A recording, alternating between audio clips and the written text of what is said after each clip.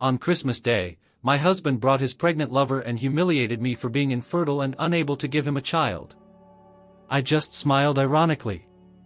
He froze when I told him that his pregnant lover was actually a... The house was silent, wrapped in the kind of artificial peace that comes only when everyone's pretending. Rachel moved through the kitchen with precision, every motion deliberate, every plate perfectly aligned. The air smelled of roasted turkey, cinnamon-glazed carrots, and cranberry sauce, a festive meal prepared with care.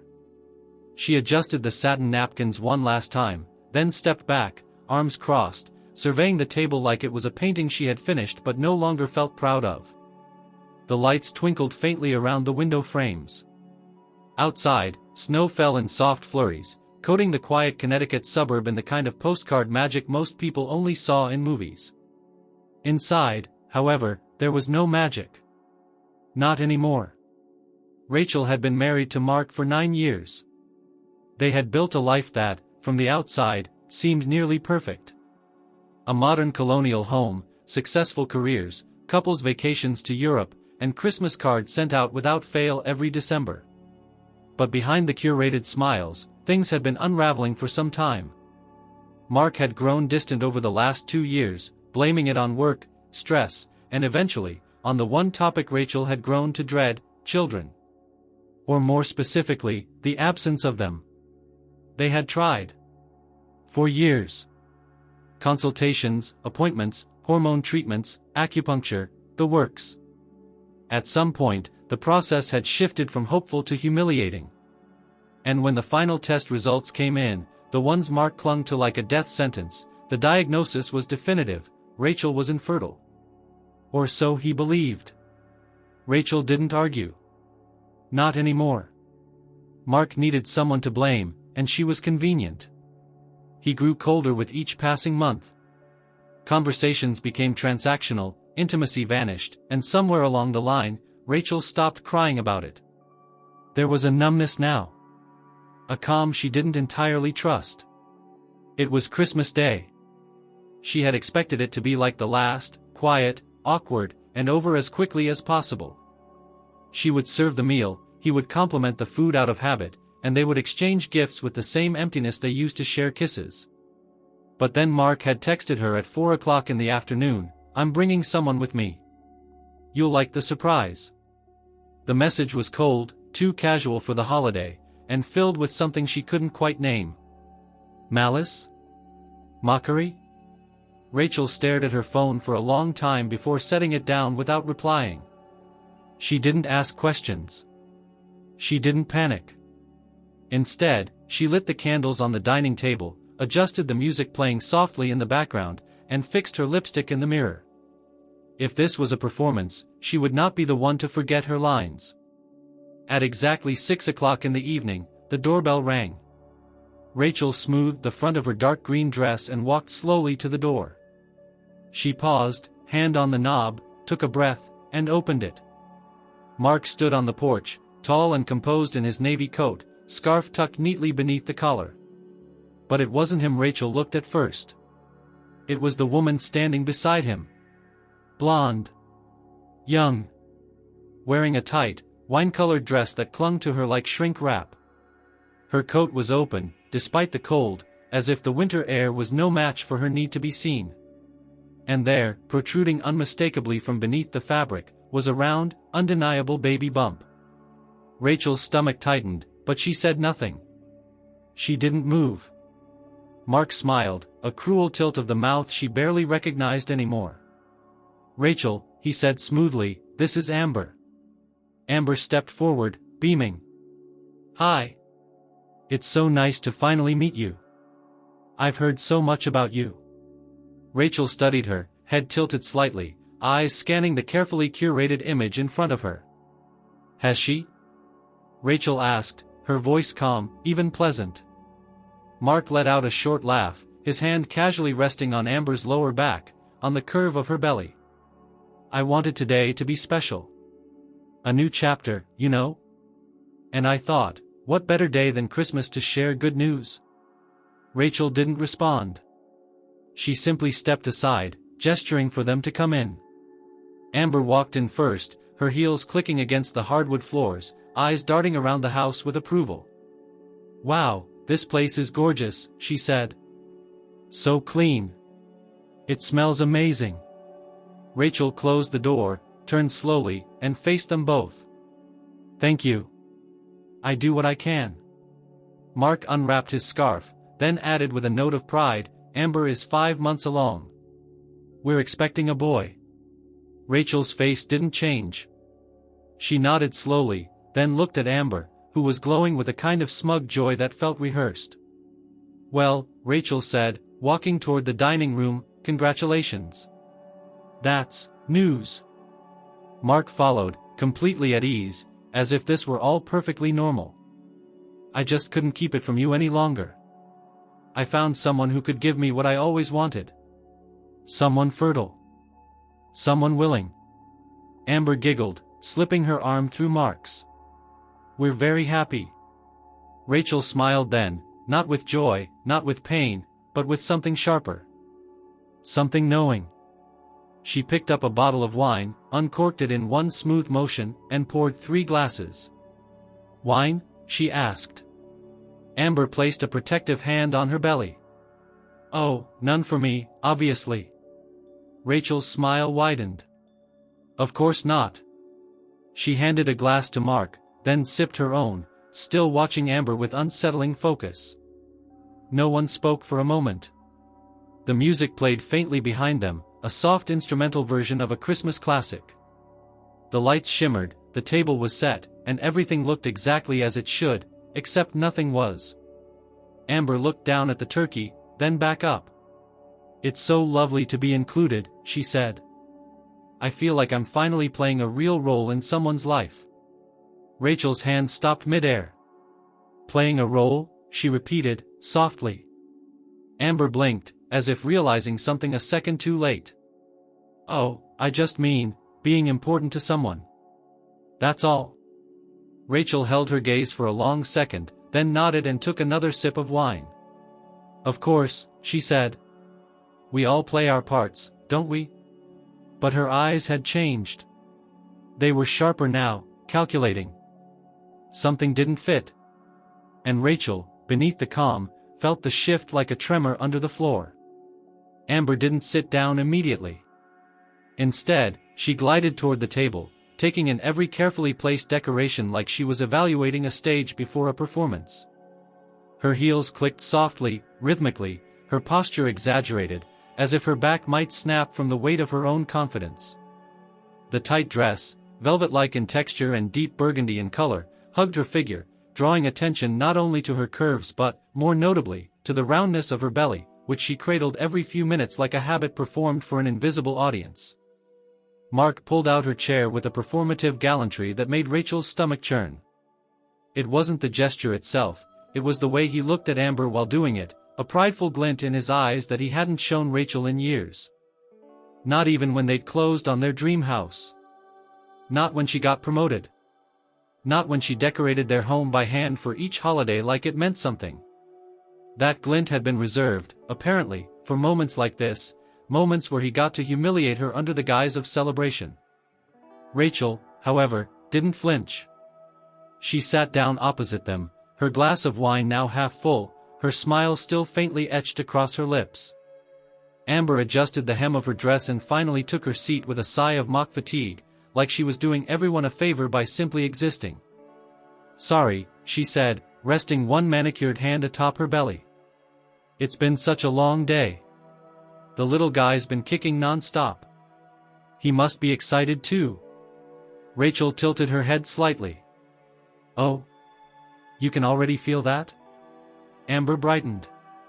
"Yes. He's active. Mark felt it last week, didn't you, babe?" Mark nodded, though his gaze remained glued to his phone for a moment too long before he looked up and added, "Yeah. Strong little kicks." Rachel pretended to be impressed. "How sweet. And what a special time to share it, with the two of you playing happy family on Christmas." Her words were soft, but something about the tone made Amber glance at her sharply, as though she couldn't tell if Rachel was complimenting or mocking. Rachel reached for the serving spoon and began dishing turkey onto plates. I hope you both came hungry. Mark smirked. I always do. You know that. Amber placed a hand over her chest, smiling. I'm eating for two now, remember? Rachel held out the plate toward her. Then let's not let the baby starve. As they began eating, Amber steered the conversation into a carefully scripted monologue about her prenatal yoga classes, her new diet, her cravings, all the small, glittering details meant to reinforce the illusion that she was not only pregnant, but thriving in it.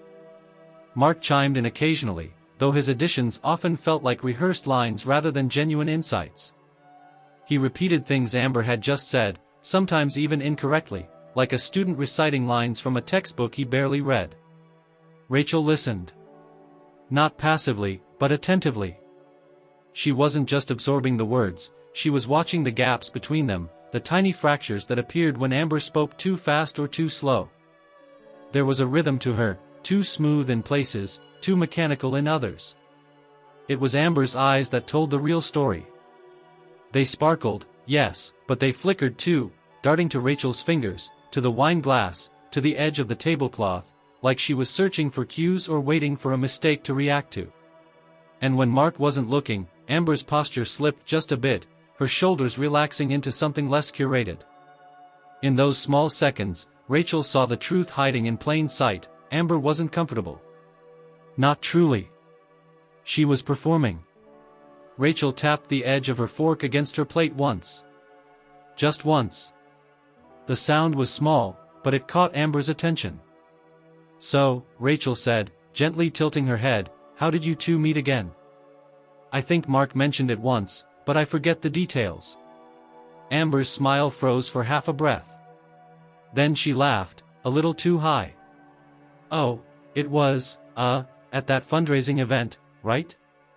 For the arts program? You weren't there, I think. Rachel raised her eyebrows slowly, as if considering. Mark always said he hated those events.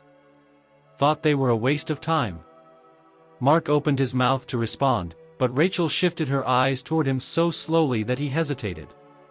Amber jumped in instead. Well, I guess he changed his mind that night. How romantic, Rachel replied flatly. She took another sip of wine, eyes never leaving Amber's. The table fell quiet for a moment. The only sound was the soft clink of cutlery and the faint strains of a Christmas carol in the background. Then Amber spoke again. I'm just glad I get to be here tonight. I know it's complicated. Rachel dabbed at her lips with a cloth napkin. Oh, I don't believe in complications. Things are either real or they're not. Amber blinked. What do you mean? I mean, Rachel said, her tone light but sharp, you either are pregnant, or you're not. You either love someone, or you don't. You either tell the truth, or you're acting. Mark coughed, pushing his chair back slightly. Rachel, don't start. I'm not starting anything, she replied, smiling. Just observing. Amber looked away, then back. Well, in that case, you must have a lot of thoughts about us. I do, Rachel answered without hesitation. Many. But tonight, I'm just enjoying the show. There was a pause. Amber looked genuinely unsettled now. Her hand moved to her stomach again, slower this time. More measured. Mark frowned. Rachel. Be respectful. Rachel looked at him, her gaze ice-cold now. Oh, don't worry, Mark. I'm being exactly what you expected, calm, composed, and smiling. Isn't that what you told her I'd be? Amber's head snapped toward him. Mark blinked, caught off guard. Rachel stood and began gathering the empty plates. Dessert? She asked. Or have you both had enough sugar for the night? Amber didn't answer. Mark reached for his glass, but his hands weren't as steady as before. Rachel walked toward the kitchen, and as soon as she turned the corner out of their view, her hand went into her pocket. She pulled out her phone, tapped once, and held it to her ear. A voice answered almost instantly. She's here, Rachel whispered. Wearing the dress we talked about. and the bump looks about 5 months, just like you predicted. She's selling it well, but he hasn't noticed. Not yet. The voice on the other end responded too softly to hear, but Rachel's lips curled upward. I'll let you know when it's time, she said. Keep your line open. She hung up, smoothed her dress, and returned to the dining room with a tray of miniature pies. Pecan, apple, or chocolate? She asked sweetly. Amber's face had paled slightly. None for me. I'm feeling a little nauseous. Rachel set the tray down. Of course. Common in the second trimester. Right? Amber nodded, but her eyes darted quickly toward Mark, who wasn't looking at her anymore. He was looking at Rachel, but not with affection or curiosity. With suspicion. Rachel met his gaze calmly. Something wrong, dear? He shook his head. No. Just thinking. Rachel smiled again. Good, she said. Because this Christmas is all about reflection. The candles flickered on the table as the wind picked up outside, the snow falling harder now, coating everything in a deeper white. Inside, the warmth felt deceptive, too still, too silent. Amber looked down at her lap, and for the first time since she walked in the door, her hands weren't on her belly. The silence between them wasn't comfortable. It wasn't even tense, it was measured, like everyone at the table was waiting for someone else to speak first. Rachel sat with her back straight, the flickering candlelight reflecting off her wine glass as she swirled the remaining red liquid inside. Mark was still watching her out of the corner of his eye, as though trying to solve a puzzle he didn't know existed. And Amber? Amber had become quieter, more careful. Rachel leaned forward and took a small bite of pecan pie, chewing slowly. The only sound was the soft clink of her fork against the porcelain plate. I don't think I've ever felt this visible, Amber said suddenly, breaking the quiet with a soft laugh. You know, like I'm finally playing a role that matters in someone's life. Rachel's fork paused in midair. Playing? She asked, voice light but precise, as though she were merely asking for clarification. Amber blinked. Oh, I meant, like, being important. Being part of something meaningful. Rachel tilted her head slightly. Interesting choice of words. Mark shifted uncomfortably in his seat. She just meant she feels like she's not on the sidelines anymore. That's all. Amber nodded quickly. Exactly. But the moment was already fractured. The word had been spoken, too carelessly for someone in her position, too specifically to go unnoticed. Rachel stood up slowly, gathering a few empty plates, and turned toward the kitchen. Excuse me a moment, she said casually. As soon as she disappeared behind the wall, her phone was in her hand again. She pressed the screen and whispered, she said it. There was a pause, and then a faint voice crackled through. You're sure? She said she feels like she's finally playing a role that matters. Her words. Just like we thought, she's slipping. The voice on the other end spoke quickly, but Rachel cut them off. No. Don't move yet. Let her keep unraveling. I want him to see it himself. She ended the call and stood still for a moment in the dim kitchen, letting the heat from the oven warm her skin. Then she returned, a smile back on her face, plates stacked neatly in her hands. Amber and Mark both looked up as she entered. Sorry, Rachel said brightly. Just wanted to make space for dessert. Everything's so much better when there's room to enjoy it properly, don't you think? Amber nodded hesitantly, eyes scanning Rachel's face for some kind of cue. Mark glanced at his watch. Maybe we should get going soon. Rachel raised an eyebrow. Oh. But you only just told me the good news. Surely there's more to share. Amber hesitated, then offered a smile that didn't quite reach her eyes. Well, we don't want to overstay. Nonsense, Rachel interrupted. It's Christmas. Stay. She poured herself another glass of wine, then walked slowly toward the living room, gesturing for them to follow. Come. Let's sit somewhere more comfortable. Amber looked at Mark. He gave a slight shrug, and they both followed her into the living room, where the fireplace crackled quietly and the tree lights blinked in soft reds and golds. Rachel took the armchair, leaving the couch for the two of them. Amber sank down slowly, adjusting her dress around her legs, her hand once again moving to her belly as though on instinct. Mark remained standing for a moment, unsure, then sat down beside her. Rachel crossed one leg over the other, her glass resting against her knee. So tell me more about the pregnancy. You mentioned the kicking earlier, must be quite the milestone. Amber looked down, smiled. Yes, it's been a journey. Rachel nodded. Any cravings? Amber blinked. Cravings, Rachel repeated. Pickles, ice cream, weird food combinations? Isn't that common? Oh. Yes, Amber said quickly.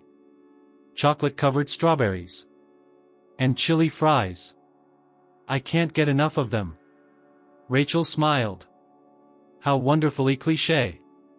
Amber laughed nervously. It's been a little surreal, honestly. Rachel's gaze sharpened. What about the appointments? Ultrasounds? Amber opened her mouth, then hesitated just a second too long. Oh, you know, the usual. Routine visits, checking the heartbeat, measuring progress. Rachel set her wine glass down. Of course. Where do you go? Amber blinked. What? For your appointments. Which clinic? Hartford Women's Center, Amber said, too quickly. Rachel smiled, but not with warmth. That's odd, she said softly. I'm almost certain that clinic closed down 3 years ago. Budget cuts. Amber's face drained of color. Mark looked over, frowning. Is that true? Rachel tilted her head. Yes. I read about it. There was even a petition to reopen it, but nothing ever came of it. Amber's mouth opened, then shut again. Mark turned to her. I thought you said you had an appointment there last week. Amber fumbled. I must have gotten the name wrong. There are so many places. Rachel sat back. Understandable. So many to choose from when you're expecting. Amber's hands were now clenched in her lap. Mark stood abruptly. Rachel, what are you trying to do here? Me, she replied innocently. I'm just trying to understand the timeline. Surely you can appreciate my curiosity. After all, this affects me, doesn't it? Amber rose suddenly. I should use the bathroom. Rachel pointed down the hall. First door on the left. As Amber hurried away, Mark rounded on Rachel. What the hell was that? What was what? She asked, calm as ever. That clinic comment. You're doing this on purpose. Rachel stood, walked toward him slowly. Doing what? Asking questions? Should I sit here and applaud your announcement like a good little wife while the woman you're cheating with trips over her own script? Mark's eyes narrowed. Script? Rachel stopped just in front of him, her voice low. She's not who you think she is. And you are, he shot back. Rachel smirked. You never really knew who I was. You thought I'd fall apart. You thought I'd beg. Instead, I'm just watching. Mark's face twisted with confusion and something else, fear. Then a sound broke the tension, a faint clatter from the hallway. They both turned. Amber stepped back into the room, her face pale, her phone clenched tightly in one hand. She looked between them, then walked toward the couch slowly. I need to tell you both something, she said quietly. Rachel folded her arms, waiting. But Mark beat her to it. This isn't how we planned it, he said to Amber. You were supposed to play it cool. This whole night was about making her jealous, not confusing me. Amber's eyes widened. You said you wanted her to react. You never said she was going to question everything. Rachel turned to him slowly. You planned this? He froze. Amber looked from one to the other, then exhaled hard. I'm not sure I want to keep going. Mark stepped forward. We had a deal. Amber cut him off. You're not the only one who made a deal. Rachel's smile returned. Now that's interesting. Amber turned to Rachel, her voice tight. I don't think you know what you're doing. Rachel stepped forward. Oh, I do. And you just confirmed everything I suspected. Mark looked between them, eyes wide. What the hell is going on? Rachel looked at him like he was the only person in the room who still hadn't realized the walls were closing in. You wanted a performance, she said softly. You're about to get the final act. Amber stood frozen in the center of the room, clutching her phone as though it could shield her from the sudden shift in energy. Her eyes flicked between Mark and Rachel, her throat bobbing with a nervous swallow. Mark, on the other hand, looked like he had just woken up in the middle of a dream he didn't remember entering. Rachel remained calm, her posture relaxed, but her eyes were sharp and waiting, like a trap that had already been sprung and was merely watching the prey realize it. Amber broke first. She looked at Rachel, then back at Mark, and finally lowered herself onto the couch like her legs could no longer hold her. You didn't say she'd figure things out this fast, she said quietly to Mark. She wasn't supposed to, he snapped. You were supposed to keep her off balance. Amber gave a short, bitter laugh. She's not the one who's off balance now. Rachel didn't move. So, she said softly, who wants to tell the truth first?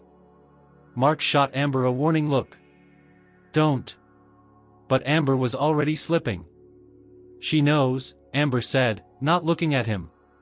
She's known for a while, hasn't she? Rachel gave a small nod. Longer than you think. Amber hesitated, her voice trembling now. Then I guess you know I'm not really pregnant? Rachel finished for her. Yes. I figured that out the moment you touched your belly like you'd rehearsed it. Amber's eyes met hers, wide and vulnerable. You set me up. Rachel walked slowly toward her, her tone still neutral. I gave you an opportunity to tell the truth. Mark stepped in between them. You're both insane. What the hell is this? You think you're some kind of mastermind, Rachel? You think this makes you look strong? No, Rachel said calmly. I think it makes me look awake. Amber dropped her phone on the couch with a thud. The screen was still lit up with a message that read, You have 15 minutes. Rachel glanced at it and smiled. Mark followed her gaze and his expression tightened. What the hell is that? Amber didn't answer. Rachel turned to Mark. 2 weeks ago, I noticed something. A message you left open on your laptop. You'd been careless. Normally, you're better at hiding things. But this time, you left a trail. Mark shook his head. I don't know what you're talking about. Yes, you do, Rachel said. You were talking to someone about staging a scene. About provoking me.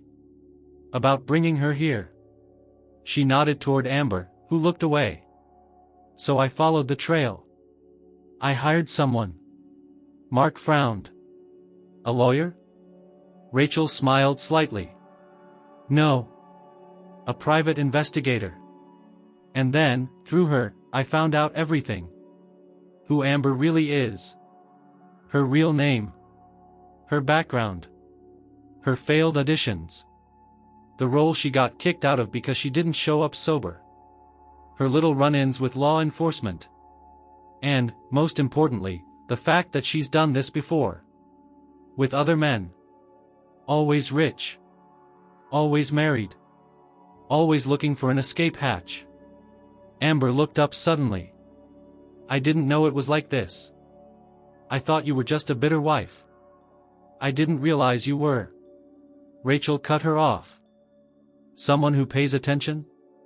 Amber closed her mouth. Mark stared at Amber. You lied to me? Amber's voice rose slightly. You paid me. You told me exactly what to say, what to wear, what to do. Don't act like you're innocent in this. He stepped back, shaking his head. You told me you were really pregnant. No, I told you what you wanted to hear, Amber said. Just like she said. Rachel moved toward the fireplace and took a photo frame from the mantel. She stared at the picture, the three of them from last Christmas. She and Mark smiling tightly, Claire laughing, her arms around them both. It felt like another life. She placed the frame back gently, then turned around. You know what else I found out? She said. Amber wasn't just in contact with you. Mark blinked. What? Rachel nodded. She was also receiving instructions from someone else. Someone who wanted to use this whole act as leverage against you. Amber's face was pale now. She looked like she was going to be sick. Mark took a step toward her. Who else was involved? Amber didn't answer. Rachel raised her hand and spoke again before Mark could explode. Let me help you. Amber is working for a man named Tobias Riley. Ring any bells? Mark froze. Rachel continued. You swindled him in a real estate deal 3 years ago. Promised him a multi-million-dollar partnership, then ghosted him when the project fell through. He lost everything. You never looked back. Mark's mouth opened, but no words came out. Amber finally spoke. He contacted me through a friend. Said he'd pay more than you offered. All I had to do was keep the act going long enough to make you say something incriminating.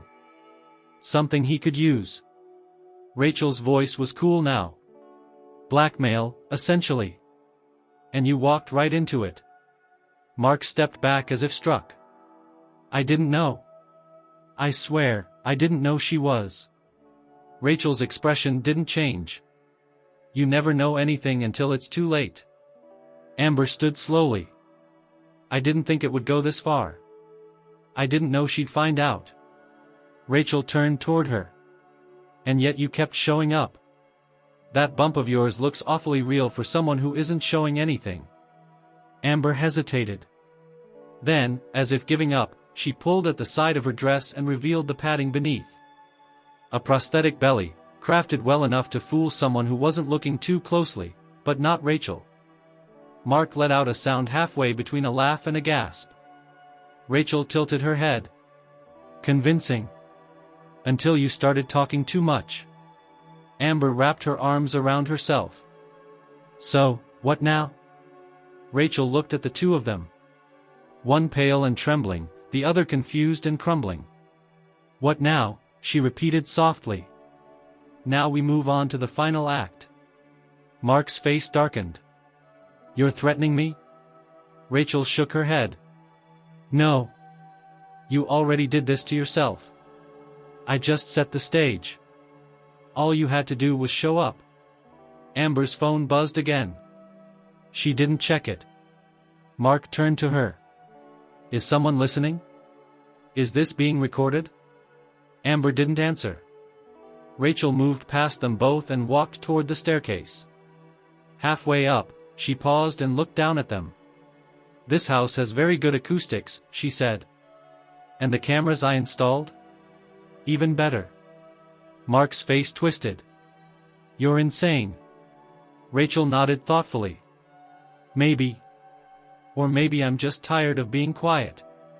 She turned and walked up the stairs, the hem of her dress brushing the steps, leaving Mark and Amber behind in the living room, both suddenly aware of just how exposed they were. The curtain hadn't fallen. It had only just risen. The next morning, the snow outside had hardened into a crusty sheet of ice over the streets, catching the early sun like broken glass. Inside the house, the silence was heavier than before. Mark sat alone at the kitchen table, untouched toast growing stale on his plate, his hand wrapped around a mug of coffee that had gone cold. He hadn't slept. Not really. The night had unraveled into chaos, and now daylight only made the mess feel more real. He kept replaying Rachel's words in his mind. The cameras. The recording. The revelation that he wasn't the one in control. That Amber had been lying, not just to Rachel, but to him too. But what unsettled him most wasn't Amber's deception. It was how calm Rachel had been, how composed and eerily precise in every word and movement, like she had rehearsed the scene for weeks. Maybe she had. Footsteps broke the silence. Rachel entered the kitchen, fully dressed, her hair pulled back neatly, phone in hand. She didn't look at him right away. She went straight to the counter, poured herself a fresh cup of coffee, added a touch of cream, and then leaned back against the marble, facing him. "You look tired," she said plainly. Mark didn't respond. She sipped her coffee, watching him. "You should eat something." "Are we really doing this?" he muttered. Rachel raised an eyebrow. "Doing what?" "Playing games. Talking like everything isn't falling apart." Rachel shrugged. "Games? That was your domain, wasn't it?" Mark finally looked up at her. "Why didn't you just confront me?" She tilted her head. "You mean, scream at you the moment you walked in with your fake little performance? Cry? Throw things?" He didn't answer. "I'm not interested in giving you theatrics," she said, placing her coffee gently on the table and sitting across from him. "What I want are answers. And I'll get them. With or without your cooperation." Mark exhaled, rubbing his temples. "She lied to me too." Rachel leaned forward. "Did she?" He nodded. "I didn't know about this Riley guy. I swear to you. I thought she was just someone who could give me a fresh start." Rachel's lips twitched. "A fresh start? At Christmas? In my house?" He shifted uncomfortably. She continued, voice softer now. "You didn't notice the inconsistencies, did you? Not once? The way she kept avoiding details. The way her timeline never made sense." Mark stared at her. Rachel tapped her nails lightly on the table. "You told me she'd gone to Hartford Women's Center. You said she had an ultrasound there last month. Care to explain how that happened when the clinic hasn't been operational in years?" Mark opened his mouth, but Rachel held up a hand. "No," she said. "Let me help you out. It didn't happen. Because it couldn't. That's what tipped me off." She reached into her purse, pulled out a folded piece of paper, and slid it across the table to him. He unfolded it slowly. "What is this?" "A copy of the investigative report," she said. "Amber's real name is Natalie Cook. The belly she wore? Rented from a costume supplier in Manhattan that specializes in prosthetics for stage actors. The fake ultrasound she claimed to have? Doesn't exist. No appointment, no record, no doctor. I checked. Twice." Mark stared at the paper, his throat dry. "She's never been pregnant," Rachel said, each word sharp and steady. "Not now. Not ever." Mark looked up. "Then what the hell was all of this?" Rachel stood and walked over to the window, staring out at the backyard where the snow covered everything in a pristine, undisturbed layer. "She was bait," Rachel said without turning. "But not just for you." Mark's chair creaked as he leaned forward. "Bait for what?" Rachel turned to face him again. "I wanted to see how far you'd go. If you'd protect her. If you'd defend her lies. If you'd take her side over mine. And you did. Over and over." Mark looked down at the report again. "I was stupid." "No," Rachel corrected. "You were arrogant. You thought you could control both sides of the story. You thought you could manage the narrative. That you'd be the man leaving his barren wife for the young, vibrant woman carrying his child. You didn't care if it was true. You only cared if it looked believable enough." Mark stood abruptly, voice rising. "So what now, Rachel? You have your report, your footage, your vindication. What do you want from me?" She didn't flinch. "I want you to listen." "To what?"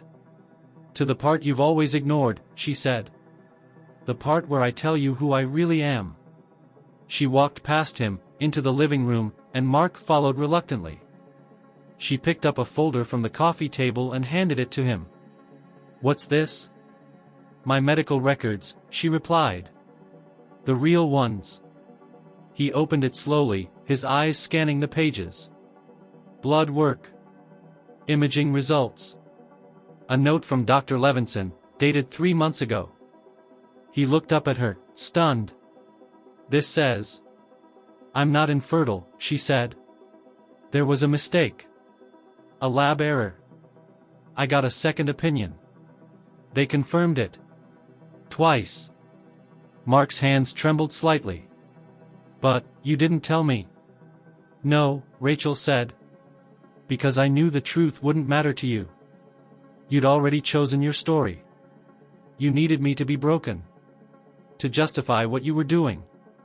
And I let you believe it because I needed to see how far you'd go with your fantasy." He backed away slowly, shaking his head. "So this entire night, this whole thing, it was a setup?" Rachel stepped closer. "No. It was a mirror. You don't like what you see? That's on you."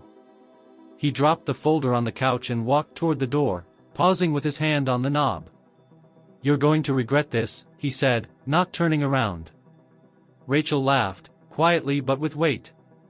"You already do." He opened the door, the cold air rushing in, and stepped out without another word. Rachel closed the door behind him, locked it, and exhaled slowly. Her fingers were still trembling, not from fear but from the sheer exhaustion of holding back everything for so long. She picked up her phone and dialed. A voice answered. "Ready?" Rachel nodded, even though no one could see her. "Yes." "He knows everything now." "And Amber?" "Gone. I have what I need from her." There was a pause. "Are you okay?" Rachel looked around the room, the tree still lit, the faint scent of pine and cinnamon lingering in the air, the silence no longer oppressive but liberating. "I think I will be," she said. She hung up and sank into the couch, the report folder beside her like a weight finally lifted. No more lies. No more performances. Only truth. And now, consequences. Mark didn't go far. After slamming Rachel's front door behind him, he walked 3 houses down the quiet, snow-covered street and parked himself on a bench at the corner of the neighborhood park. The frost bit through his coat as he sat, but he didn't move. The cold didn't matter. His breath puffed out in short bursts, his phone heavy in his pocket, vibrating occasionally, texts from Amber, no doubt. Or perhaps from Tobias Riley. Or someone else entirely, someone else he owed something to, or disappointed, or manipulated. The list was no longer short. He didn't check it. He just sat there, staring at the ground as if it might explain what had just happened. He hadn't planned for this. Not for Rachel to fight back. Not for her to do so with such precision and clarity. And not with proof. Proof of Amber's lies. Proof of her own fertility. Proof that everything he had constructed was nothing but a fragile fantasy collapsing under the weight of its own arrogance. What haunted him wasn't the exposure.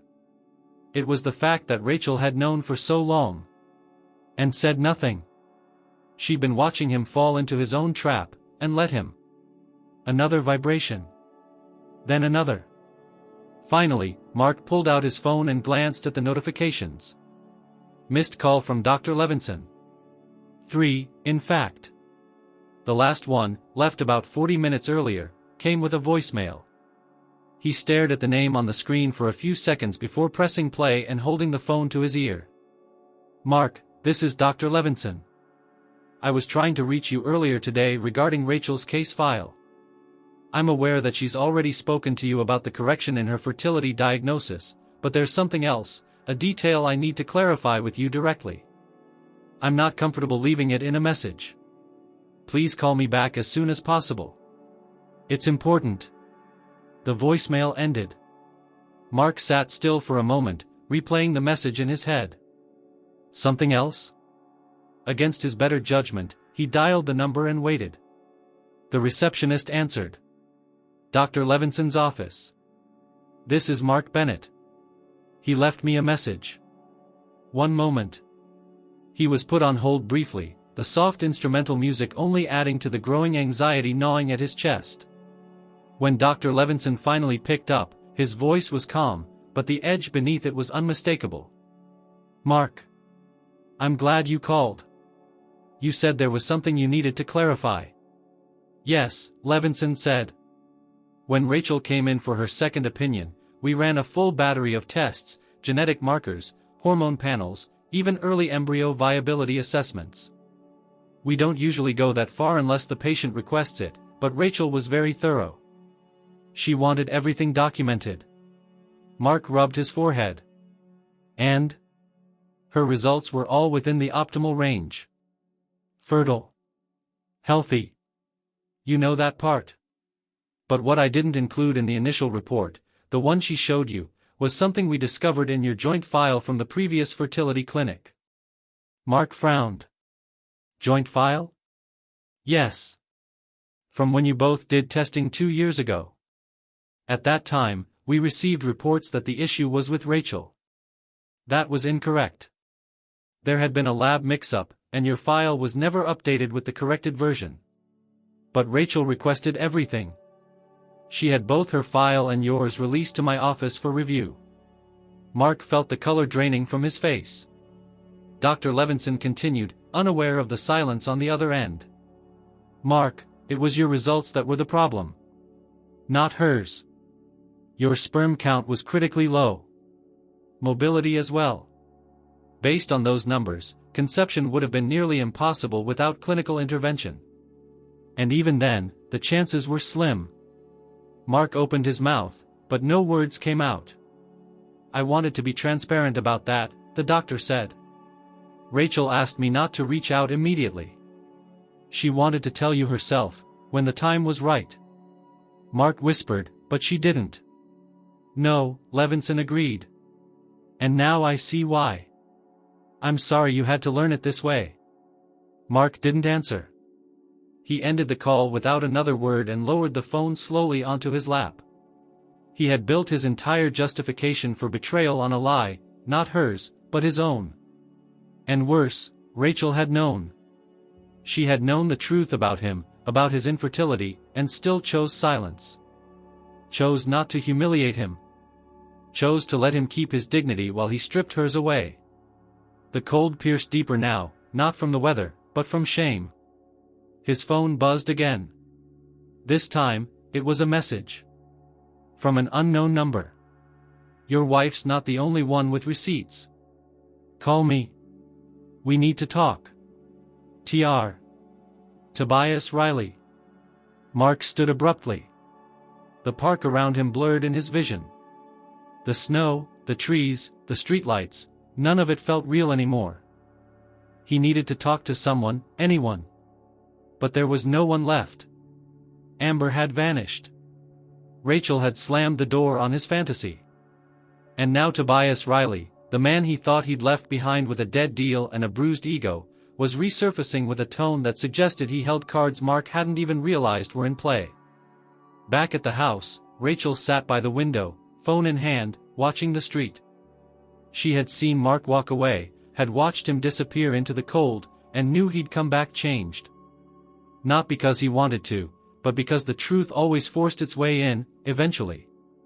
The call from Dr. Levinson had been her final trigger. She had asked him not to tell Mark unless absolutely necessary, but after the events of the previous night, she had sent a short message to the doctor. "You may tell him. He needs to hear it." She didn't need to witness his reaction. She could imagine it. And even that felt hollow now. She hadn't set out for revenge, not really. She wanted clarity. Control. And more than anything, she wanted the weight of years of manipulation off her shoulders. Claire's voice echoed in her mind, from a conversation they'd had 3 weeks ago over coffee. "Sometimes the most powerful thing you can do isn't scream. It's wait. Let people collapse under the weight of their own lies." Rachel hadn't fully understood that then. Now she did. Her phone buzzed. This time, it was Amber. "I'm out. Don't worry, I won't say anything. But thank you. For not being like him." Rachel stared at the message for a long moment before deleting it. Amber was gone. That chapter had closed. She opened her notes app and began typing. A new file. A new heading. Project, closure. Beneath it, a list. File evidence in legal folder. Schedule meeting with attorney. Forward camera footage to backup cloud. Begin outline, memoir proposal. She paused after the last bullet. Her fingers hovered above the screen. Then she typed.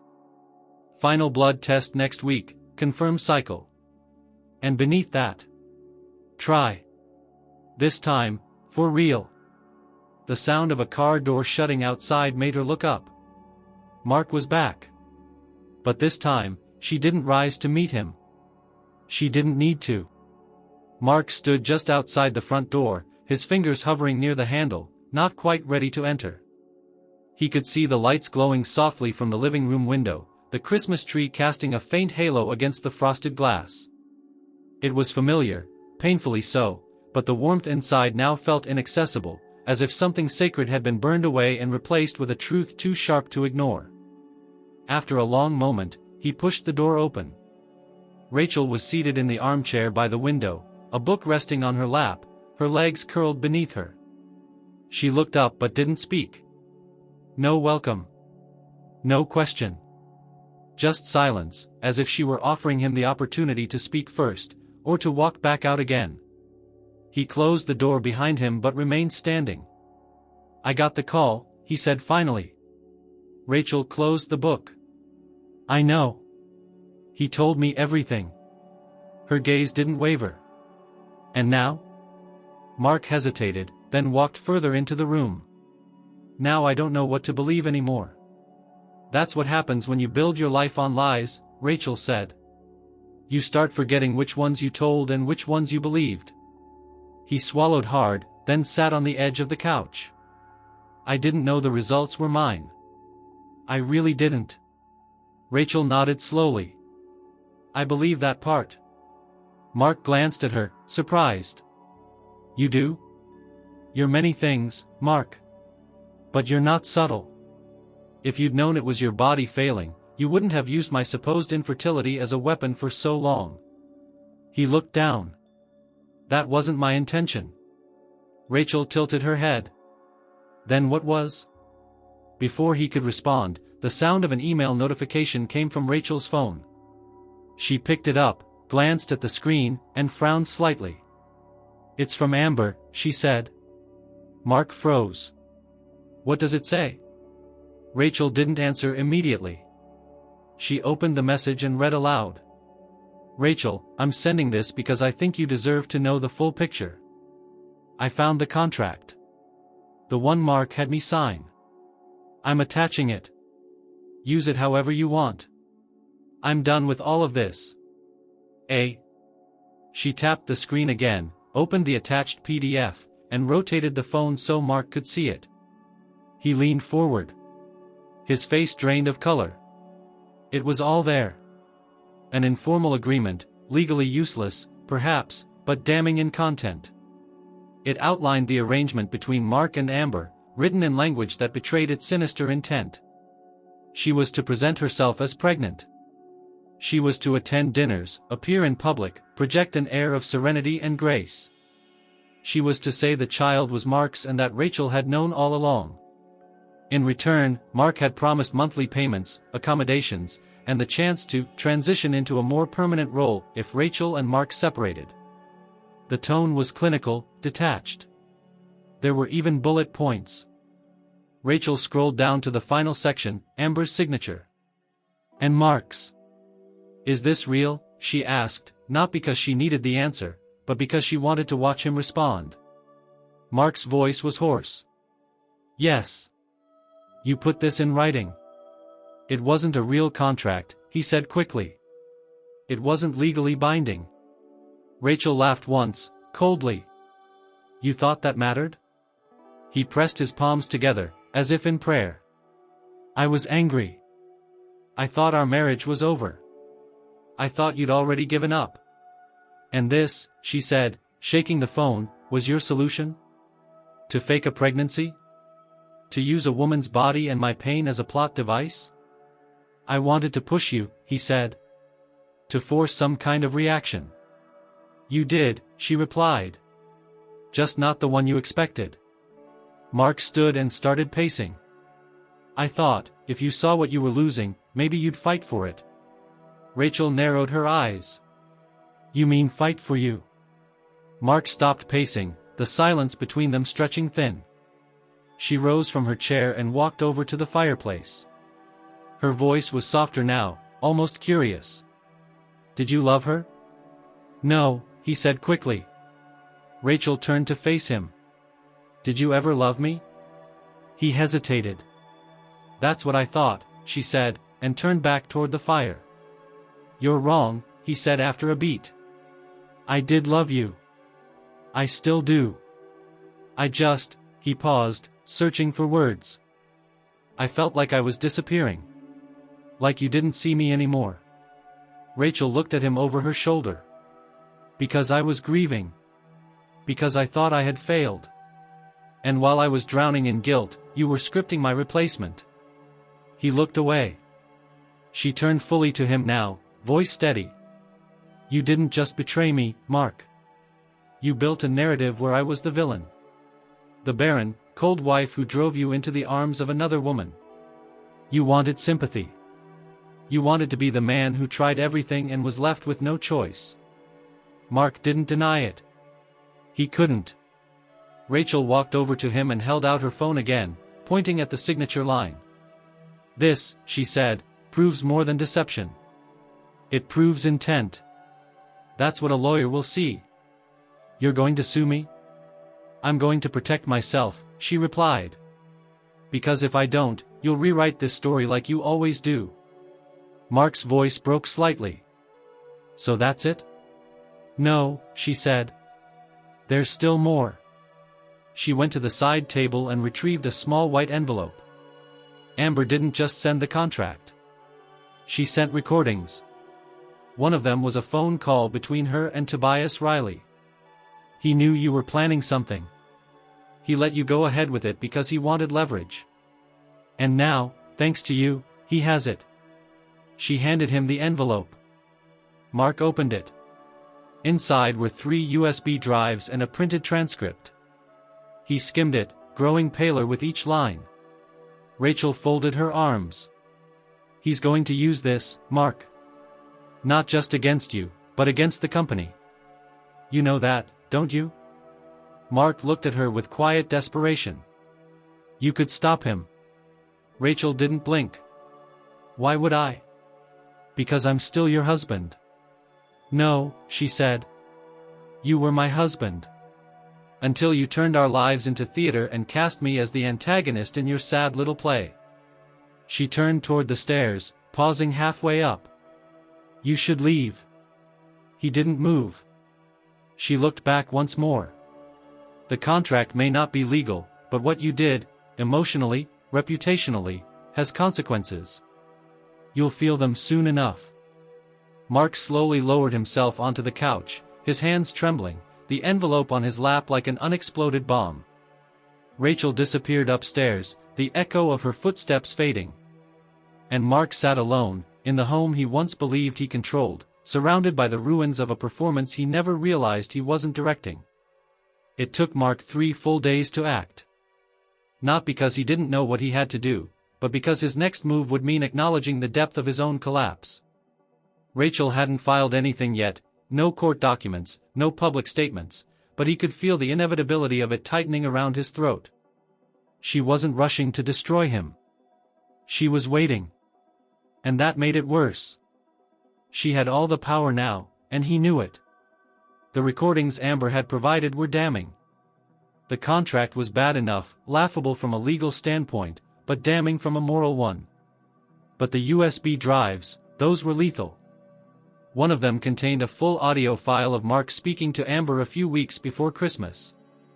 It wasn't just a conversation, it was a strategy session, his voice clear, confident, dripping with control. You need to hold her gaze when you say it, he had told Amber. Make it seem like you're doing her a favor by being honest. That's what will crack her. He had even practiced lines with her. Suggested outfits. Reviewed angles in the house where Rachel would be seated. All of it orchestrated for maximum humiliation. And Rachel had let him play it out. He should have seen it coming. But he was too absorbed in his own fantasy to notice that Rachel had stopped reacting, and started planning. Mark sat alone in his office, staring at the security footage Amber had also sent him. She had managed to copy part of Rachel's setup, tiny cameras tucked into the base of the bookshelf, the top corner of the entertainment unit, even the Christmas wreath on the mantel. Silent observers. Watching. Capturing everything. He scrubbed through the footage and found himself, laughing, smirking, acting like he had won. And Rachel? Sitting, poised, eyes like glass, unmoved by the show unfolding around her. Not because she didn't feel it, but because she was recording it. He leaned back in his chair, eyes closed, fists clenched against the armrests. Then came the knock.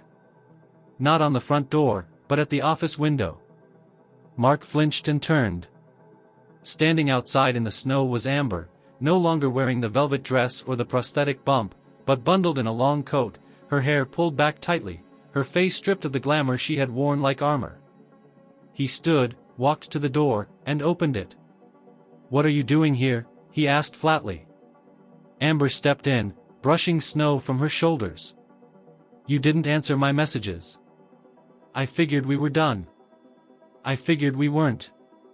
He gestured toward the chair opposite his desk, but she remained standing. "I came to make something clear," she said. "I gave Rachel the contract because I owed her. But I also gave her something else." Mark raised an eyebrow. "What?" Amber took a deep breath. "A recording. Of you. Threatening to cut me off if I didn't follow the plan exactly." "I never threatened." "You did," she interrupted. "And I saved it." He stepped closer. "Why would you do that?" Amber's gaze was steady. "Because I knew this would implode. And when it did, I wanted insurance." Mark laughed bitterly. "So now everyone has insurance but me." Amber ignored the comment. "She's going to use the footage. Not just the recordings. All of it." "She doesn't have the nerve," Mark said, though he didn't believe it. Amber looked around the room, the neat office, the expensive artwork on the walls, the certificates, the framed magazine covers with his face on them. "She already filed the video with a time-stamped affidavit," Amber said quietly. "She didn't tell you because she wants you to hear it from the public first." Mark's breath caught. "She's going public?" Amber nodded. "And I'm not going to stop her." He backed away from her slowly, the room spinning slightly. "She used both of us," he said. "No," Amber replied. "She used what you gave her. You built the entire stage. She just let the curtains open." He sat down heavily. "Tobias Riley sent you too. Don't forget that." Amber's eyes narrowed. "I didn't forget. But Tobias didn't ask me to hurt Rachel. That was all you." The room went still. Amber pulled a flash drive from her coat pocket and placed it on his desk. "That's the copy of the recording. I don't need it anymore. But you should hear how you sound. Just once." Then she turned and walked out, leaving the door open behind her. Mark didn't chase her. Instead, he picked up the flash drive with trembling fingers, walked over to his computer, and inserted it. The file was labeled simply, "Insurance, December 10th call." He clicked play. And there it was, his voice, cold and calculated. "I don't care how you do it, Amber. Just make sure she looks small. I want her to break before the year ends." The silence after that sentence was louder than the words themselves. He ejected the drive, walked to the bar in the corner of the room, and poured himself a drink. His reflection stared back at him in the glass cabinet door, tired, gaunt, older than he remembered. His phone buzzed again. This time, it was a news alert. He opened it. "Local woman exposes husband's deception in viral Christmas revelation, empowering others through truth and courage." The headline was accompanied by a still frame from the hidden camera footage. Rachel, seated at the Christmas table, calmly pouring wine as Amber introduced herself. The article was short but cutting. It referenced emotional manipulation, a false pregnancy, and a calculated attempt to discredit a woman's worth through reproductive shame. Names were redacted, but the comments were already flooded with speculation and outrage. Mark threw the phone across the room. It hit the wall and cracked, landing face down on the floor. It was out. It was real. Rachel hadn't spoken a single word to him since handing over the recordings, but she had said everything she needed to the world. And now, the trap he had built with his own hands had turned against him. Not just personally, but professionally. His phone rang from where it had landed on the floor, the screen cracked but still functioning. He walked over and picked it up. It was Claire. He hesitated, then answered. "I saw the article," she said without introduction. "Of course you did. You don't deserve a conversation," she continued, her voice sharp. "But I'm calling because Rachel asked me to." He waited. "She said she's done talking to you directly. She won't negotiate. She's already filed. You'll be served within the week." Mark closed his eyes. "Claire," he said quietly, "was it really that bad? Was I really that awful?" "Yes," she said. "And the worst part? You still have to ask." She hung up. Mark lowered the phone and sank into the chair, the silence closing in around him. The trap hadn't turned. It had simply finished closing. The news didn't stay quiet for long. Within 48 hours of the footage leak, the story was everywhere: local networks, trending hashtags, even a segment on a morning talk show about toxic masculinity and the weaponization of infertility. Names were still legally obscured in public commentary, but insiders in Mark's circle knew exactly who the man behind the spectacle was. And once the whispers started, they didn't stop. Clients began canceling meetings. Business partners grew silent. One of the firms that had been courting Mark for a 7-figure consulting deal officially retracted interest pending internal review. Even the board of directors at the firm he helped build scheduled an emergency session without him. He didn't need the minutes to guess what was discussed. But it wasn't only his present that was crumbling. Rachel was already one step ahead, again. It began with a name. One Rachel hadn't heard in years. Not until she'd dug deeper, searching not just through the layers of the contract or the voices in the recordings, but through the patterns. Mark's patterns. His need for control, for a narrative that painted him as the reasonable victim. A man pushed too far by a cold, unloving woman. And that narrative, it felt familiar. She remembered the story he once told her during their second year of marriage, a fleeting anecdote about an ex-girlfriend. Miranda. The one he claimed had sabotaged his plans for the future by becoming too needy, too emotional. He had said she suffered from episodes, and that he had to walk away before it got dangerous. At the time, Rachel hadn't asked more. But now, everything about that memory felt off. The tone, the distance, the lack of detail, as if he'd rehearsed it more than once. So she reached out. It took only 3 days and a few well-placed contacts to find Miranda Evans, now living in upstate New York under her maiden name. The message Rachel sent was brief, respectful, and honest, and she didn't expect a reply. But Miranda called her the next morning. "Rachel," she said, her voice cautious. "I don't know where to begin. But I've been waiting years for someone to ask me about him." The two women spoke for over an hour. Mark had done it before. Not the fake pregnancy scheme, not exactly, but the emotional warfare. The calculated gaslighting. The slow dismantling of a woman's identity until she began questioning her own perception of reality. Miranda had been with Mark for 4 years. During the last year, she had tried to get pregnant. When it didn't happen quickly, Mark began pulling away, blaming her, refusing to attend appointments, accusing her of being obsessed. Eventually, Miranda collapsed into a deep depression. Her family intervened when they found her hospitalized after a panic attack. Mark never visited. Never called. He ghosted her completely. He told people I had a breakdown, Miranda said bitterly. That I was unstable. It took me years to realize he'd painted me as the villain so he could walk away without guilt. Rachel sat silently, the pieces clicking into place like a lock turning. Do you want to help me expose him? Rachel asked quietly. Miranda didn't hesitate. Yes. Together, they assembled a dossier, Miranda's medical records, her therapy logs, messages from Mark that, though sparse, confirmed the timeline of his withdrawal. Rachel added this new evidence to her growing archive and sent a copy to her attorney. It wasn't just about divorce now. It was about character. About pattern. And Rachel intended to lay it bare. Meanwhile, the footage continued circulating. What Rachel hadn't expected, however, was the wave of support. Messages from strangers. Women sharing their stories. Men apologizing on behalf of others. One email stood out, from a former colleague of Mark's who had once been warned not to date him by someone in HR. That someone, apparently, had also filed an anonymous complaint that never gained traction.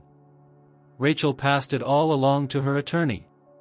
Claire, ever at her side, offered her own perspective. You're not just exposing what he did to you, she said over dinner one night. You're revealing what he's been for years. And people are listening. I don't know if that makes me feel better or worse, Rachel admitted. That it wasn't just me. Both, Claire said. But it makes you powerful. It wasn't about revenge anymore. It was about truth, the kind of truth that didn't just ruin reputations, but liberated those who had once been buried by silence. Mark, on the other hand, was unraveling. He stopped showing up at the office. His lawyer tried reaching out with vague offers of mediation, but Rachel declined. She wanted everything formal, documented, and public. She wanted accountability. But Mark wasn't just losing in court or in public. He was losing control over Amber, too. She had gone quiet after the footage went viral. Then, without warning, she contacted Rachel again, not for apology, but for partnership. I've been approached, she said. A producer wants to buy the rights to the story. They want a docuseries. They want to tell it from our perspective. Rachel sat across from her in a neutral cafe, the terms of their meeting clear: no cameras, no lawyers yet, just two women who had once been cast as enemies now sitting across from one another with the shared weight of a man's manipulation between them. And what would your version be? Rachel asked. Amber's expression was sincere. The truth. From the inside. How I got pulled in. How I became complicit. How I watched you and hated myself for helping him break you. Rachel looked at her for a long time. Then nodded. Let's write it together, she said. Amber blinked. Really? Really? But on one condition. Anything. Rachel leaned in. You testify. When the time comes. In court. Under oath. Amber swallowed. Okay. Rachel extended her hand. Amber shook it. The deal was unorthodox, unofficial for now, but it was real. Another woman stepping out of the shadows Mark had crafted so carefully. Another voice added to the rising volume of those who refused to remain quiet. And Mark? He wasn't sleeping anymore. Not with the news cycle circling him like vultures. Not with former colleagues distancing themselves. Not with Miranda's name reappearing in the inboxes of people he hadn't heard from in years. The past wasn't just revisiting him, it was dragging him out into the light. He sat in the dark of his guest apartment, a bottle in one hand, his legal documents in the other, and realized something Rachel had known for weeks. The truth didn't just hurt. It buried. The invitations went out quietly, just after the new year. No embossed envelopes or official RSVP portals, just personal messages, carefully worded, discreetly sent. Rachel didn't want grandeur. She wanted presence. Witnesses. The kind of people Mark had once held in high regard, his business associates, family friends, 2 members of the firm's board, and a few faces from the country club that had once fawned over him like royalty. She chose the setting carefully. An upscale restaurant just outside Hartford, known for its private dining rooms and polished service. Rachel reserved the entire back wing, ensuring privacy, not to shield what was going to happen, but to allow it to unfold without disruption.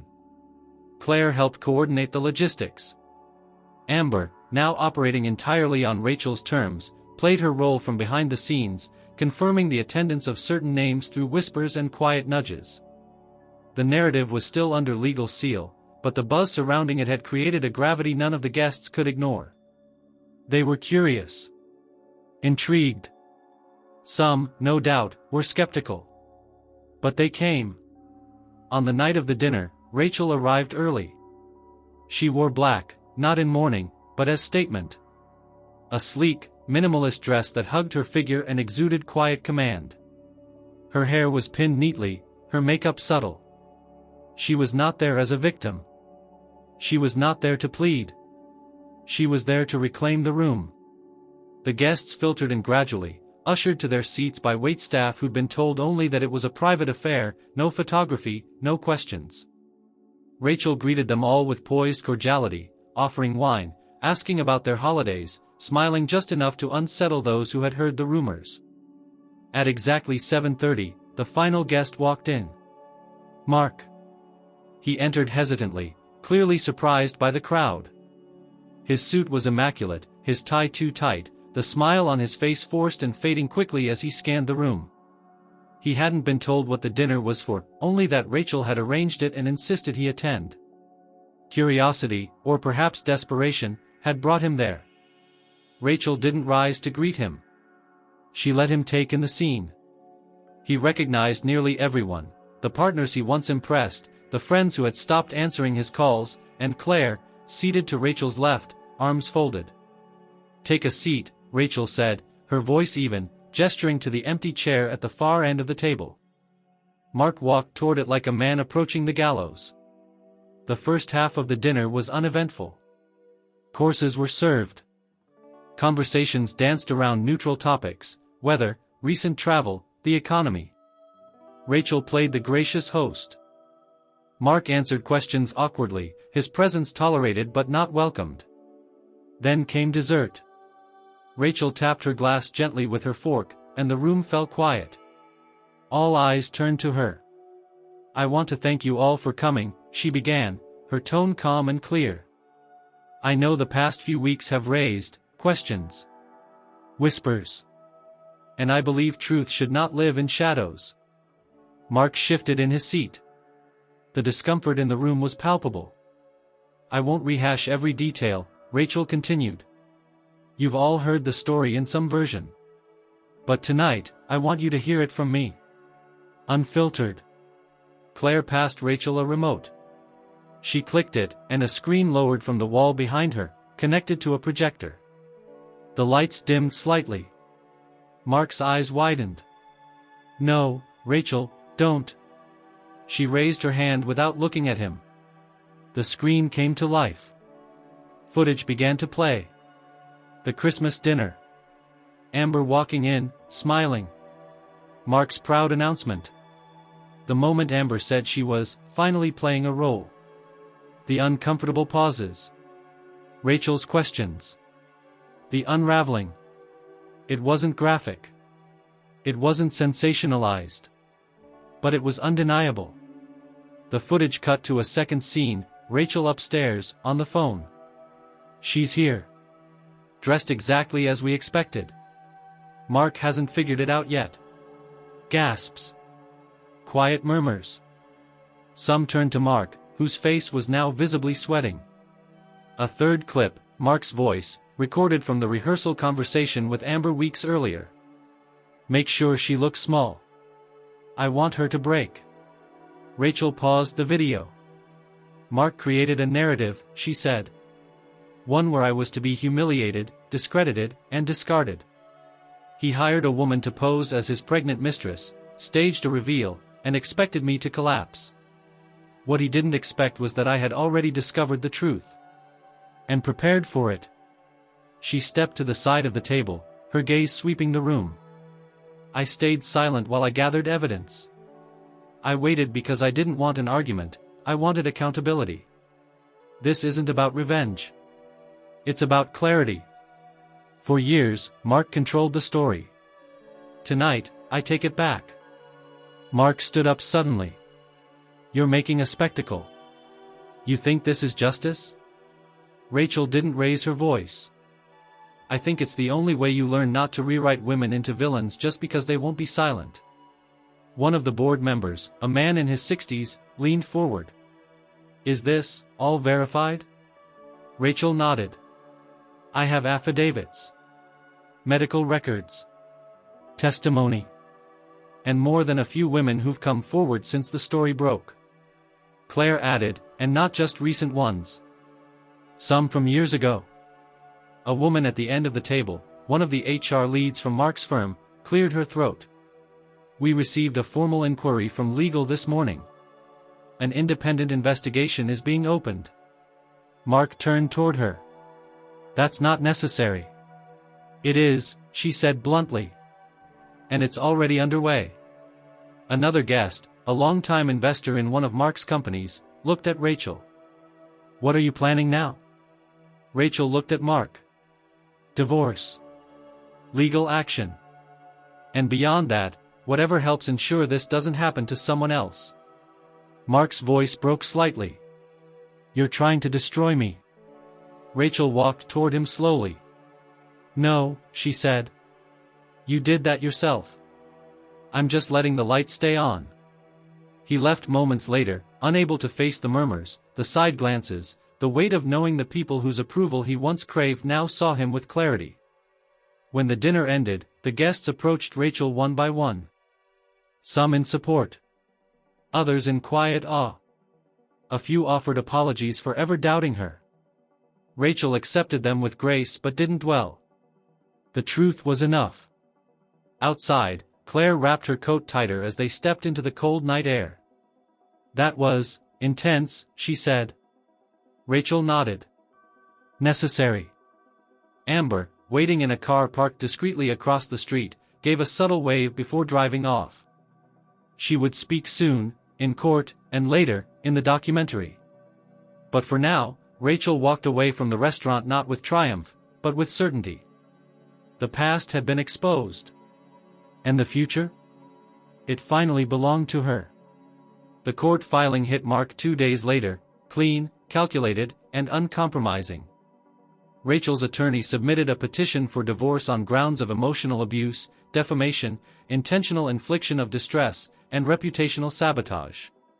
But that wasn't the twist.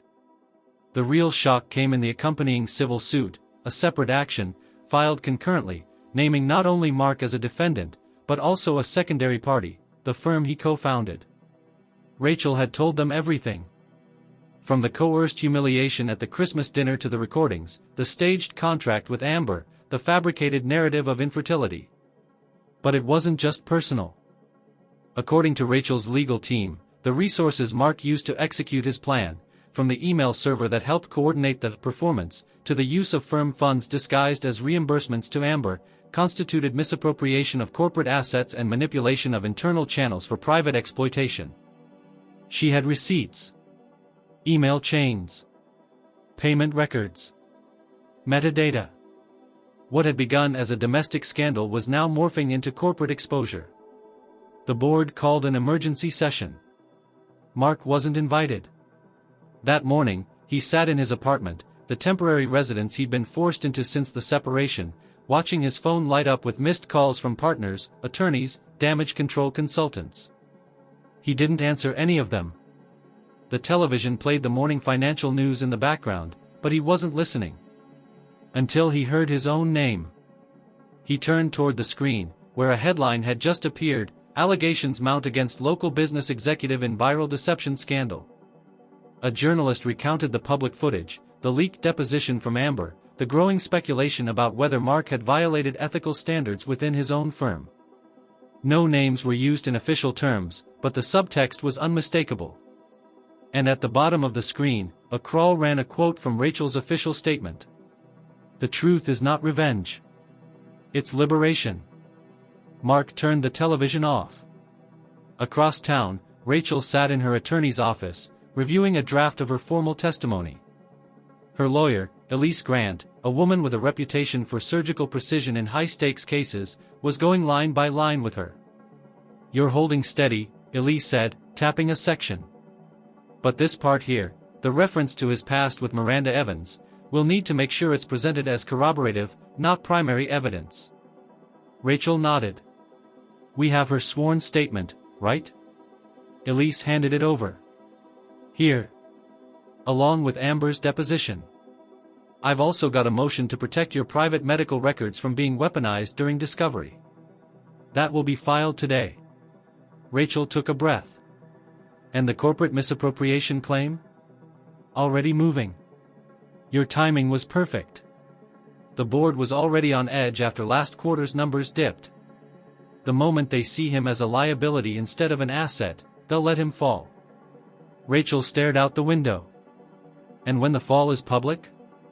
Elise's voice was measured. "You won't have to lift a finger. You've already done the hard part." Later that evening, as Rachel sat alone in her kitchen, reviewing her notes, her phone buzzed with a name she hadn't seen in months. Tobias Riley. She hesitated. Then answered. "I heard," he said, no greeting. "He's finished." "That's the goal," Rachel replied. "I just wanted you to know," Tobias continued, "that Amber came to me last week. Offered to help push the story further. But I turned her down." Rachel raised an eyebrow. "Why?" "Because it's your story now," Tobias said. "And she already did her part." Rachel considered this for a moment. "Thank you. One more thing," he added. "I spoke to Miranda. We're thinking about forming something, a kind of coalition. For people who've experienced this kind of psychological warfare. Gaslighting. Public silencing. If you're interested." Rachel smiled slightly. "I am." When she ended the call, the silence in her home no longer felt heavy. It felt earned. That same night, Mark received the final blow. His lawyer called him with a short, clipped update. "They've frozen your firm accounts pending investigation." Mark pressed his forehead against the cold glass of his apartment window, staring down at the city lights he used to own. "What are my options?" "There aren't many." "Settle. Publicly. Resign from the board. Issue an apology." "To her?" "To everyone." Mark let the phone fall onto the couch. He didn't have a response. Not one that could matter anymore. The next morning, Rachel walked into a small press conference arranged by her publisher, a final confirmation of the deal they had offered weeks ago. A memoir. Not a revenge story. A cautionary one. A document of power, survival, and the cost of silence. Amber had signed off on the rights to her likeness.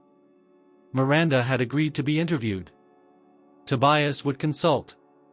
The press asked only one question that lingered in the air like smoke: "Do you think Mark will ever apologize?"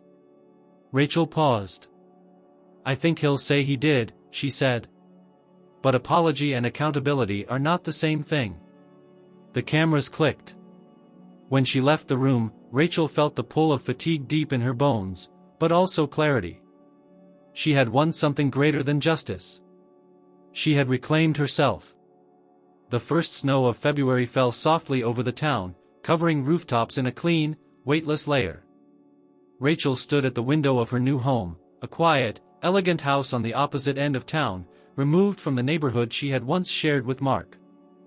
She had moved not out of necessity, but choice. A full reset. The walls were not haunted here. The silence was hers alone.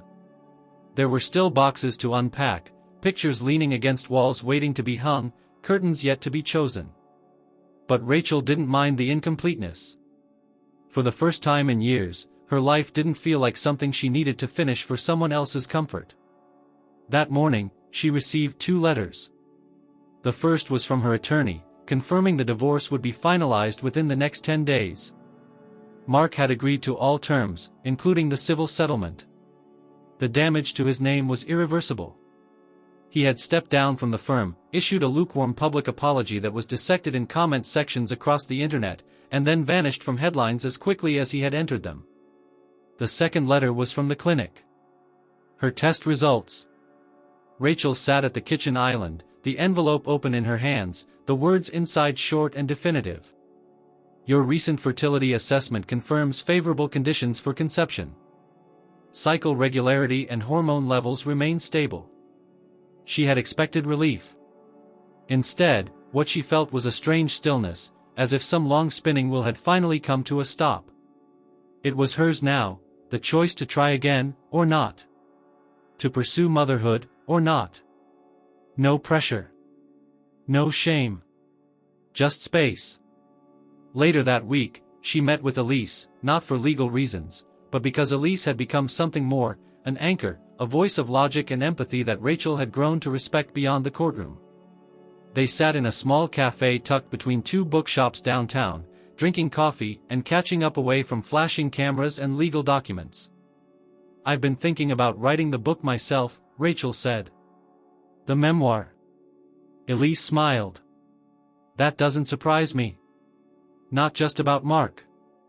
About everything. What it means to be reduced to a role, and what it means to burn the script and write your own. Elise nodded. And have you decided? Rachel understood what she meant. About trying again. I think I want to, she said. But not because of fear. Or pressure. Not even hope. Just because I'm ready to see what it means for me.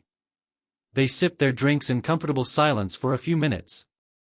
I think you're going to surprise yourself, Elise said eventually. Rachel smiled. I already have. That evening, Rachel opened her laptop and began outlining the memoir proposal she had signed with the publisher. She titled the working document, Not Broken. Each chapter would focus on a different mask she had been forced to wear, the supportive wife. The infertile woman. The angry ex. Each mask would be peeled back. Exposed. Discarded. She didn't need to make herself likable. She only needed to be true. As the outline grew, so did something else, the shape of a future no longer defined by pain, or betrayal, or even vindication. She would not build her life in opposition to Mark's failures. She would build it as her own creation. The next day, she had a meeting scheduled with a new doctor. A specialist who had come highly recommended by Dr. Levinson, someone who worked with women navigating conception later in life or after emotional trauma. Rachel arrived 10 minutes early.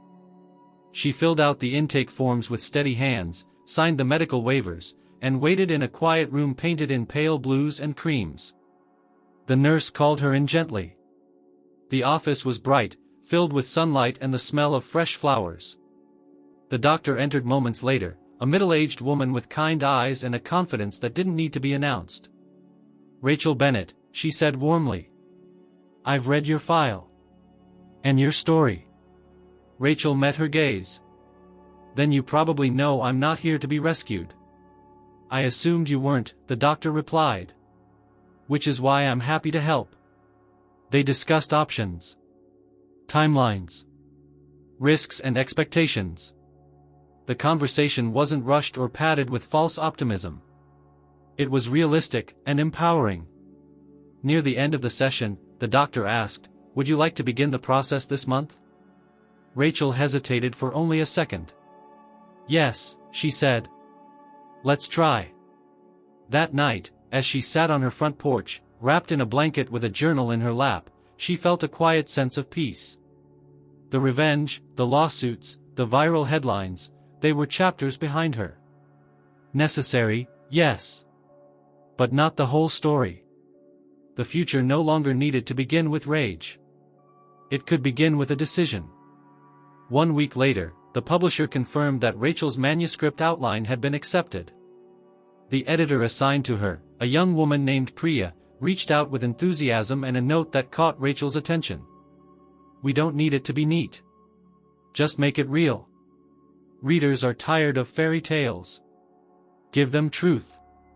Rachel wrote the first line that same night. On Christmas Day, I watched my husband try to break me. I smiled. Not because I was unbothered, but because I had already decided I wouldn't shatter on his terms. A new chance. Not born of vengeance, or performance, or even justice. Born of clarity. She closed her laptop and whispered aloud into the dark room, a promise to herself. I'll do this without needing him. Or anyone else's version of who I'm supposed to be. The weight she'd carried, from grief, from expectation, from silence, had finally begun to lift. What remained was her. And that was enough. Snow blanketed the town again, not in a storm, not in chaos, but in soft, steady flakes that seemed to hush the world around them. 1 year had passed since the night everything had changed. Rachel stood at the window of her living room, her gaze drifting across the frost-covered lawn where small golden lights wrapped around the porch railing glowed in the early dusk. The house smelled of pine and ginger, and behind her, soft music played from a speaker tucked near the bookshelves. But this year, the music wasn't a backdrop to pretense. This year, it felt like home. Rachel's life had not become a fairy tale. It had become hers. The memoir manuscript was finished and scheduled for release in the spring. Advance copies had already stirred quiet conversations in publishing circles, and her editor had called last week to say they were preparing a media push under the campaign title, Truth Isn't Bitterness. She had declined most interviews. But she'd agreed to one, just one, a long-form conversation with a journalist from an independent outlet that focused on real women's stories, not tabloids or spectacle. The questions had been thoughtful, the experience unexpectedly healing. In it, she had said, the victory was not in exposing him. It was in remembering I was never broken to begin with. Now, in the warm quiet of her home, she moved through the living room, where a small group of guests gathered. Not a formal dinner this time. No speeches. Just people who mattered. Claire sat cross-legged on the couch, holding a cup of mulled wine and talking to Miranda, who had flown in from upstate. They had become unlikely friends, bonded not by tragedy, but by survival and what came after it. Amber was there too. She hadn't asked to come. Rachel had invited her. Not out of obligation or guilt, but because their strange alliance had evolved into something that lived beyond shared history. Amber was sober now, taking classes, working part-time as a voiceover artist. She no longer spoke in rehearsed lines or carefully staged gestures. She was quiet, thoughtful, real. Rachel stepped into the kitchen, where the kettle had just begun to hiss. She poured hot water into a teapot and reached for the plate of cookies on the counter when a knock came at the door. She opened it to find Dr. Levinson standing there, holding a small white envelope and a soft smile. "I told you I'd bring it personally," he said. Rachel stepped aside to let him in, taking the envelope from his hand. "You didn't have to." "I wanted to," he replied. It felt right. She opened it slowly, her heart not racing but steady. Inside was a short note, handwritten. "Rachel, your latest results are in. Congratulations. The implantation was successful. We'll monitor everything closely, but all signs are strong. You are, in every sense of the word, beginning. Levinson." Rachel stood still, absorbing the words as the laughter and warmth of her home echoed gently behind her. She looked up at him. "Thank you." He smiled. "This is your moment. And it's only the start." He left without lingering, sensing she needed the next few minutes alone. Rachel walked slowly back into the living room, the envelope pressed gently to her chest. She didn't announce anything. Not yet. Instead, she sat beside Claire and watched the fire flicker in the hearth. Eventually, Claire noticed the envelope and raised an eyebrow. Rachel nodded. A small, private gesture. Claire's eyes welled briefly, but she didn't speak either. Later that night, after the guests had gone and the last of the dishes had been washed and stacked, Rachel stepped outside onto the porch. The air was sharp with cold, but she didn't mind. She wrapped herself in a long wool coat and stood beneath the twinkling lights, one hand resting on the curve of her belly, still imperceptible to the world, but known now, undeniably, to her. She thought of all the versions of herself she had once been. The wife who tried. The woman who waited. The partner who held her breath every time the doctor walked in with results. The woman who smiled through lies. The woman who burned everything down. And now? She was simply Rachel. Whole. She whispered softly, to the night, to herself, and perhaps to the new life just beginning inside her. You were the gift I gave myself, the Christmas everything fell apart. The stars above were quiet. The snow around her untouched. Behind her, the house pulsed with warmth. The life she had fought for, not just reclaimed, but reimagined, waited with its arms open. And Rachel, no longer bitter, no longer waiting, stepped into it with peace.